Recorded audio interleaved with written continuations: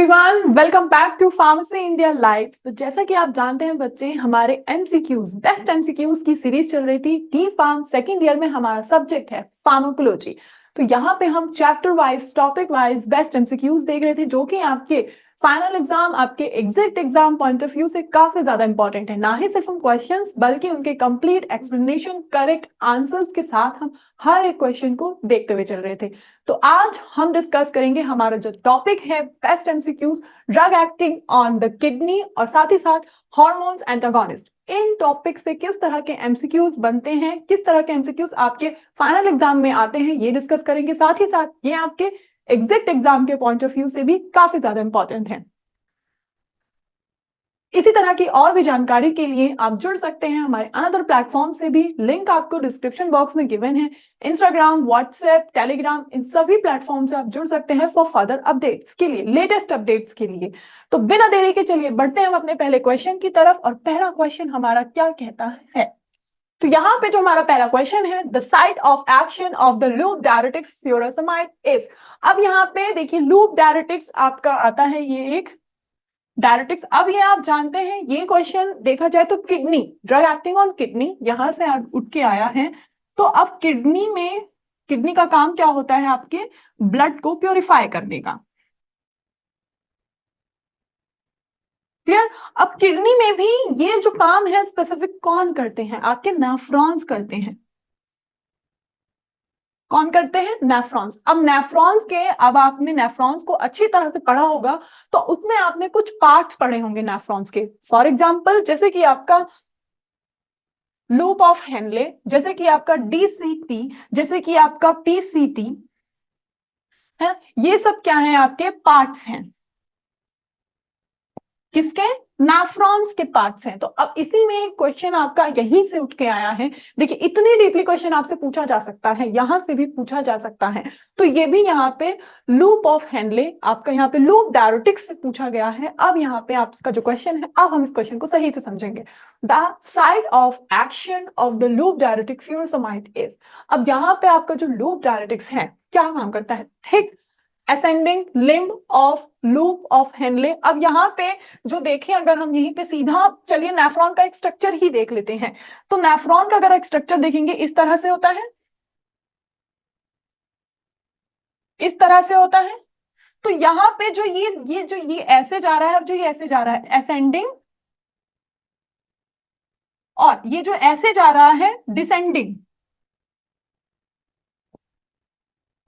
और जो ये लूप आप देख रहे हैं ना, एक तरह का लूप बन रहा है। तो यही यहाँ पे LOH, लूप ऑफ हेनले, यहीं पे आपका होता है PCT, जो सबसे इंपॉर्टेंट होता है, सबसे ज्यादा काम करता है। फिर यहीं पे आपका होता है DCT, और यहीं पे आपका होता है CD।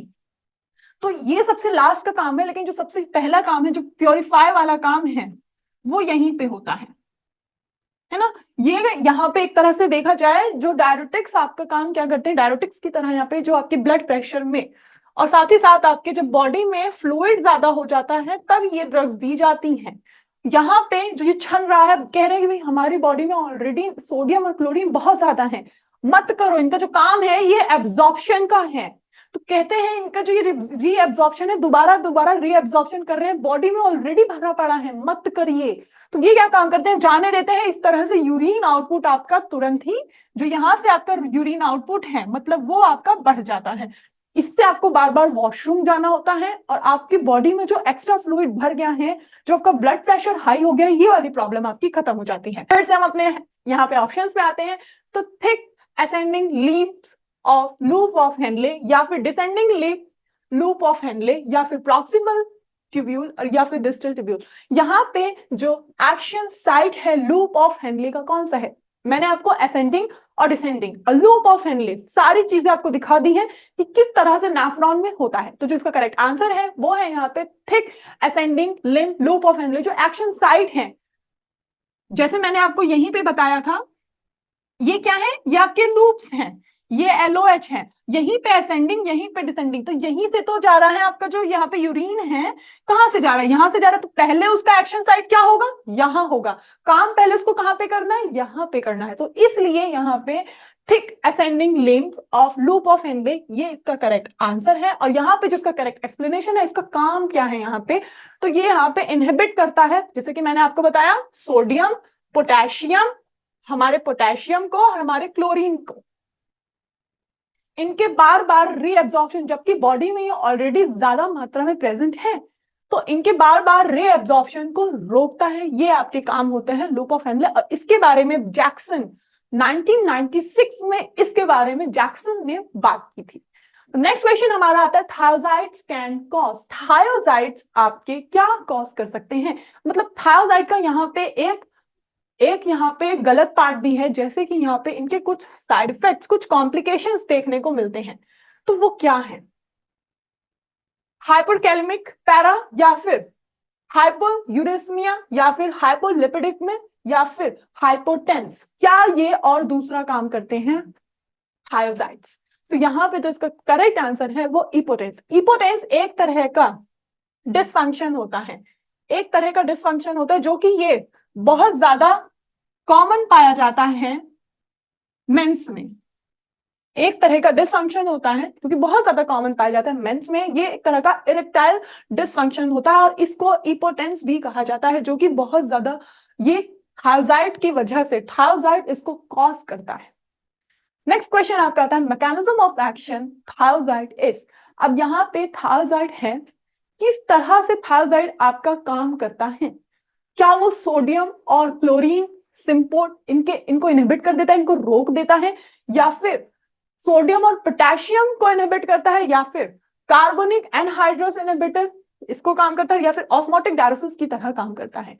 यहाँ पे जो हमारा थायोजाइड का मेन काम है, थायोजाइड आपकी यहाँ पे कब दी जाती है, डायरेटिक्स में दी जाती है। जब यहाँ पे इनको आपकी बॉडी से फ्लूइड को बाहर निकालना हो, मतलब कि जब आपका एक तो ब्लड प्रेशर वाला प्रॉब्लम बढ़ गया है, एक आपका बॉडी में फ्लूइड वाला प्रॉब्लम बढ़ गया है, तो इन केसेस में आपके ये डायरेटिक्स दिए जाते हैं। तो अब इसमें ये काम क्या करते हैं, तो ये यहाँ पे सोडियम और क्लोरीन को ब्लॉक मतलब इनहिबिट करते हैं। ये एक ऐसे डायरेटिक्स हैं जो कि इनहिबिट करते हैं सोडियम और क्लोरीन। अब वो कौन से होते हैं थायोजाइड, जैसे कि आपका बेंजोथायोडायाजाइड्स, ये आपका ये एक कॉमन जो ड्रग है आपकी क्लास की, थायोजाइड क्लास की ये ड्रग है जो कि यहाँ पे काम आती है डायरेटिक्स में। Clear, concept clear. चले नेक्स्ट आपका आता है most common complications of loop diuretics. अब यहाँ पे लूप डायरेटिक्स है दिया जाता है सोडियम को और क्या कहते हैं क्लोरीन पोटेशियम इनके रीअब्जॉर्प्शन को रोकने के लिए। इसका कुछ कॉम्प्लिकेशंस भी होता है, इसको लेने के बाद आपको थोड़े कॉम्प्लिकेशंस दिख सकते हैं। वो कॉम्प्लिकेशंस क्या दिख सकते हैं, जैसे कि हाइपोकैल्शियम, या फिर हाइपोकैलेमिया, या फिर हाइपरकैलेमिया। हाइपो और हाइपर फर्क है दोनों में, हाइपर मतलब ज्यादा, हाइपो मतलब कम। और हाइपर कैल्सिमिया क्या है इसका, हाइपर कैल्सिमिया और हाइपोकैल्सिमिया दोनों में देखिए फर्क है। तो जिसका करेक्ट आंसर है वो है हाइपोकैल्सिमिया। लूप डायरेटिक्स का एक कॉम्प्लिकेशन है, मतलब इसको लेने के बाद आपको हाइपोकैल्सिमिया वाली प्रॉब्लम देखने को मिल सकती है। हाइपोकैल्सिमिया क्या होता है, तो हाइपोकैल्सिमिया यहाँ पे एनहेंस करता है रीनल एक्सक्रीशन को। ये एक तरह का लूप डायरेटिक्स होता है, हाइपोकैल्सिमिया लीड करता है जो कि यहाँ पे एनहेंस करके रीनल एक्सक्रीशन को कैल्शियम से। क्लियर। नेक्स्ट, और नेक्स्ट से पहले बहुत ज्यादा परेशान होते हैं बच्चे, मैम पढ़े कहां से, एग्जाम पास आ रहे होते हैं और समझ में नहीं आता है किस तरह से पढ़े कि बस अब ये पढ़ लें तो कुछ और पढ़ने की जरूरत ना पड़े। बहुत सारे बच्चे ऐसी ही कोई चीज ढूंढते हैं कि बस एग्जाम आ गया, इतने टाइम तक कुछ नहीं पढ़ा, लास्ट अब 4-5 दिन में एग्जाम है, कैसे पढ़ाई करें, कैसे अपनी तैयारी को बस इन 4-5 दिनों में बेहतर बना लें। तो डी फार्म सेकेंड ईयर के लिए है मॉडल पेपर, और the best part of the model paper is bilingual language, मतलब कि हिंदी और इंग्लिश आपको दोनों ही लैंग्वेज में मिलेगी। मतलब ये दिक्कत तो खत्म। मोस्टली डी फार्म के बच्चे हिंदी वर्जन ढूंढते हैं कि हिंदी में हमको मिल जाए, हिंदी में हमको कुछ मिल जाए, लेकिन मिलता हमेशा इंग्लिश में है। तो ये आपको हिंदी और इंग्लिश, ना ही सिर्फ क्वेश्चन के एक्सप्लेनेशन भी, ना ही सिर्फ लॉन्ग और शॉर्ट क्वेश्चन बल्कि एमसीक्यूज भी, किस तरह से करने हैं, किस तरह से लिखना है, किस तरह से अपनी कॉपी को अट्रैक्टिव बनाना है, हर एक तरीका आपको सिखाया गया है, बताया गया है।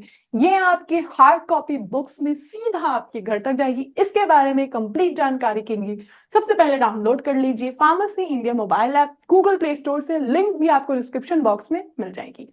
साथ ही साथ आप जुड़ सकते हैं व्हाट्सएप ग्रुप से भी, वहां पे भी इसके बारे में संपूर्ण जानकारी आप ले सकते हैं। लिंक आपको डिस्क्रिप्शन बॉक्स में सभी चीजों की मिल जाएगी। चलिए तो बढ़ते हैं हम अपने नेक्स्ट क्वेश्चन की तरफ। Second generation hypoglycaemia drug are. अब यहाँ पे सेकंड जनरेशन, फर्स्ट जनरेशन, दो जनरेशन हमारी होती हैं। हाइपोग्लाइसेमिक मतलब कि यहाँ पे जो पेशेंट डायबिटीज का है उस पेशेंट की यहाँ पे सेकंड जनरेशन जो कि यहाँ पे आपकी टाइप 2 डायबिटीज को ट्रीट करती है। क्लियर? तो यहाँ पे वो कौन सी ड्रग है जो कि सेकंड जनरेशन की है? पायोग्लिडजोन या फिर ग्लिक्लाजाइड या फिर टोबुटामाइड या फिर फेनोफ्रोमीन, कौन सी है वो ड्रग जो कि यहाँ पे सेकंड जनरेशन हाइपोग्लाइसेमिक की है? तो जो इसका करेक्ट आंसर है वो है यहाँ पे ग्लिक्लाजाइड। ग्लिक्लाजाइड यहाँ पे सेकंड जनरेशन की ड्रग है, जैसे कि यहाँ पे सल्फोनालाइड यूरिया, इसमें भी ग्लिकाजाइड और साथ ही साथ यहाँ पे इसको ग्लिबेंक्लमाइड भी कहा जाता है इस ड्रग को। तो यहाँ पे आप देख सकते हैं सारी ही सेकेंड जनरेशन की ड्रग जो कि हाइपोग्लिसेमिक एजेंट्स की, और जो कि यहाँ पे आपके टाइप 2 डायबिटीज को ठीक करने के लिए काम आती है, मतलब कि जिनमें लैक ऑफ इंसुलिन की प्रॉब्लम्स होती है। क्लियर? चलिए नेक्स्ट आपका आता है alpha generation inhibitor is. Alpha generation inhibitor क्या है, कौन सी है इसमें से? प्योग्लिटाजोन या फिर मैग्लिटोल या फिर मेटफॉर्माइड या फिर नेटाग्लिनाइड, कौन सी है इसमें से जो कि आपकी अल्फा जनरेशन की ड्रग है? तो जिसका करेक्ट आंसर है वो है मेग्लिटोल। मेग्लिटोल, और अगर आप देखें तो ये यहाँ पे second generation alpha glucosidase inhibitor है। सेकेंड जनरेशन की है लेकिन अल्फा ग्लूकोसाइडेज इनहिबिटर है ये। तो ये यहाँ पे है इसका करेक्ट और कंप्लीट आंसर। नेक्स्ट आपका आता है पैराथायरॉइड हार्मोन्स। पैराथायरॉइड जो आपके हार्मोन्स हैं वो क्या करते हैं? डिक्रीज करते हैं बोन रीअब्जॉर्प्शन को, या फिर इंक्रीज करते हैं बोन रीअब्जॉर्प्शन को, या फिर एनहेंस करते हैं फॉस्फेट रीअब्जॉर्प्शन, कहां से? किडनी से, या फिर डिक्रीज करते हैं कैल्शियम रीअब्जॉर्प्शन फ्रॉम किडनी से। तो यहाँ पे जो पैराथायरॉइड हार्मोन्स का काम है वो है इंक्रीज करना, क्या? बोन रीअब्जॉर्प्शन को। पैराथायरॉइड हार्मोन्स जिसको पीटीएच भी कहा जाता है, ये आपके स्टिमुलेट करते हैं बोन रीअब्जॉर्प्शन को। किस तरह से? डायरेक्ट एक्ट करते हैं ये आपके ऑस्टियोब्लास्ट पे, डायरेक्टली ये एक्ट करेंगे आपके ऑस्टियोब्लास्ट पे, जिसकी वजह से यहाँ पे आपका जो बोन रीअब्जॉर्प्शन है वो बढ़ेगा। नेक्स्ट आपका आता है most common long term side effect of tamoxifen. Tamoxifen अब आप देख सकते हैं, हमारी ड्रग्स हैं तो नेचुरल का तो नहीं और हर यहाँ पे सिंथेटिक का भी नहीं, लेकिन कुछ सिंथेटिक ड्रग्स के कुछ साइड इफेक्ट्स होते हैं। हर ड्रग की बात नहीं की जा रही है और जरूरी नहीं है साइड इफेक्ट्स हो, पेशेंट की हेल्थ बॉडी के अकॉर्डिंग भी कुछ साइड इफेक्ट्स होते हैं। कई लोगों को कुछ ड्रग्स सूट नहीं करती हैं, तो यहाँ पे हमारा आता है टैमोक्सिफेन, जिसमें कुछ साइड इफेक्ट्स पाए गए हैं। दवा को लेने के बाद यहाँ पे कुछ लक्षण दिखे हैं जो कि गलत, अनवांटेड है। जो साइड इफेक्ट हो जाते हैं यहाँ पे अनवांटेड हो जाते हैं, मतलब अनचाहे हो जाते हैं। हम नहीं चाहते कि वो दवा खाने के बाद हमको कोई साइड इफेक्ट दिखे, लेकिन दिख रहा है तो वो अनवांटेड हो गया। तो यहाँ पे क्या? वेट गेन, क्या ऑस्टियोपोरोसिस, या फिर वीनस थ्रोम्बोसिस, और या फिर यूटेरिन कैंसर, इसमें से कौन सा साइड इफेक्ट है जो कि इस ड्रग को, इस दवा को लेने के बाद आपको दिख सकता है? छोटे मोटे तो ठीक है, लेकिन जो यूटेरिन कैंसर है ये बहुत बड़ा साइड इफेक्ट है, तो ड्रग को सोच समझ के। तो यहाँ पे जो इसका करेक्ट आंसर है वो है वीनस थ्रोम्बोसिस। वीनस थ्रोम्बोसिस यहाँ पे लीड करता है सीवियर कॉम्प्लिकेशन जब हम यहाँ पे टैमोक्सिफेन ड्रग को लेते हैं। सीरियस कॉम्प्लिकेशंस वाली ये यहाँ पे साइड इफेक्ट है, जिसमें यहाँ पे एक तरह का ये हार्मोनल थेरेपी, जो कि एक तरह का ब्रेस्ट कैंसर ये माना जाता है। तो एक तरह का सीरियस कॉम्प्लिकेशन से कुछ साइड इफेक्ट आपको इस ड्रग के देखने को मिल सकते हैं, इसलिए सोच समझ के हमेशा ड्रग्स को लेना चाहिए। ऐसे ही नहीं डेली बेसिस पे हम कोई भी ड्रग लेने लग जाए, फिर वो आगे जाके हमें उसका साइड इफेक्ट देखने को जरूर मिलेगा, क्योंकि वो कुछ नेचुरल नहीं है, हमेशा वो सिंथेटिक है, बनावटी है, मैनमेड है। अब यहाँ पे बहुत ज्यादा परेशानी वाला सवाल, डी फार्म सेकेंड ईयर में है। नोट्स कहाँ से पढ़ें, नोट्स कहाँ से बनाएं, कहाँ से अपनी पढ़ाई शुरू करें, टॉपिक डाउट्स कहाँ से क्लियर करें, बहुत ज्यादा परेशानी होती है नोट्स को बनाने की। तो यहाँ पे आपके लिए है, आपकी इतनी सारी प्रॉब्लम है और हर प्रॉब्लम का बस यही एक सोल्यूशन है, बी फार्म सेकेंड ईयर के लिए मास्टर नोट्स। लिंक आपको इसके बारे में डिस्क्रिप्शन में दी गई है। ये आपको सेट ऑफ 6 मॉड्यूल्स, हर एक सब्जेक्ट के टॉपिक्स आपको word to word easy languages में दी गई, मतलब एक बार पढ़ लेते हैं तो उस वर्ड को दोबारा पढ़ने की जरूरत नहीं, बस एक ही बार में आपको समझ में आ जाएगा। इसके बारे में संपूर्ण जानकारी के लिए लिंक आपको डिस्क्रिप्शन बॉक्स में गिवन है, वहां से जाके आप इसके बारे में संपूर्ण जानकारी ले सकते हैं, व्हाट्सएप ग्रुप से जुड़ सकते हैं, डाउनलोड कर सकते हैं pharmacy India mobile app Google play store से, संपूर्ण जानकारी आपको मिल जाएगी। इन सभी चीजों की लिंक आपको डिस्क्रिप्शन बॉक्स में गिवन है, ये आपकी हार्ड कॉपी बुक्स में सीधा आपके घर तक जाएंगी। तो फटाफट से जल्दी से डिस्क्रिप्शन बॉक्स सभी चेक करेंगे, या फिर आप यहाँ पे नंबर भी दिया गया है, डिस्क्रिप्शन बॉक्स में नहीं मिलता है तो इन नंबर्स पे आप डीपी इंडिया टाइप करके मैसेज भी कर सकते हैं, या फिर दो नंबर से किसी भी नंबर पे आप कॉल भी कर सकते हैं, आपको सभी प्रॉब्लम का सोल्यूशन मिलेगा। नेक्स्ट क्वेश्चन आपका था an example of an anti progesterone is. अब यहाँ पे आपके सामने कुछ ड्रग्स हैं और प्रोजेस्टेरॉन और एंटी प्रोजेस्टेरॉन, इन हार्मोन्स के बारे में आप बखूबी जानते हैं। ये हार्मोन्स कहाँ पे मिलते हैं,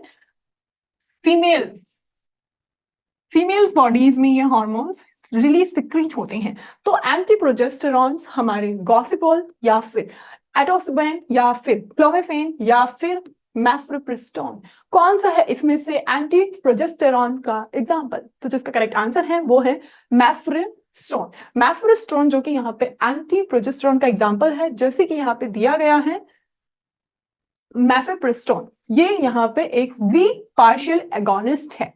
क्लियर। नेक्स्ट आता है आपका पोटेशियम स्पेयरिंग डायरेटिक्स। अब जैसे कि यहाँ पे बताया गया था पीसीटी, पीओएच, ये सब क्या है, पोटेशियम स्पेयरिंग डायरेटिक्स। यहाँ ये आपके सारे आते हैं आपके नेफ्रॉन्स आपकी किडनीज में।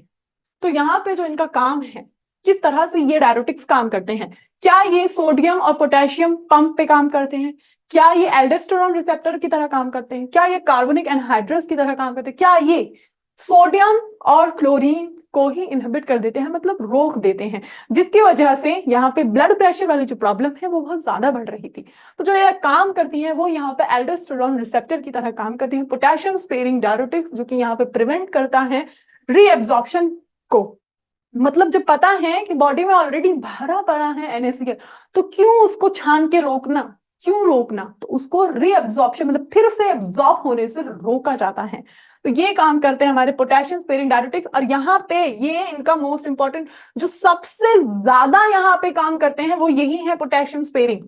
यहाँ पे ये एटलीस्ट आपका 70% एब्जॉर्ब कर लेते हैं, बाकी का जो आगे के जो पार्ट्स हैं नेफ्रॉन्स के वो करते हैं, बचा कुचा करते हैं। इसलिए कहते हैं कि भाई हमारे पास मत आओ, हम तो बस बचा कुचा 2% 3% रीएब्जॉर्प्शन करते हैं, जो बहुत ज्यादा 70% रीएब्जॉर्प्शन करते हैं उनके पास जाओ। तो सबसे पहले जो यहाँ पे डायरेटिक्स की दवा दी जाती है वो यहाँ पे हमेशा पोटेशियम स्पेयरिंग डायरेटिक्स ही दी जाती है, ताकि जो ये ब्लड प्रेशर वाली प्रॉब्लम है जल्दी से कम हो, मतलब नॉर्मल हो। और जो ये बॉडी में फ्लूइड जो बढ़ता है तो ऑब्वियस सी बात है ब्लड प्रेशर वाली प्रॉब्लम होती है, तो इस पे ही सबसे पहले यहाँ पे ड्रग्स काम करती हैं।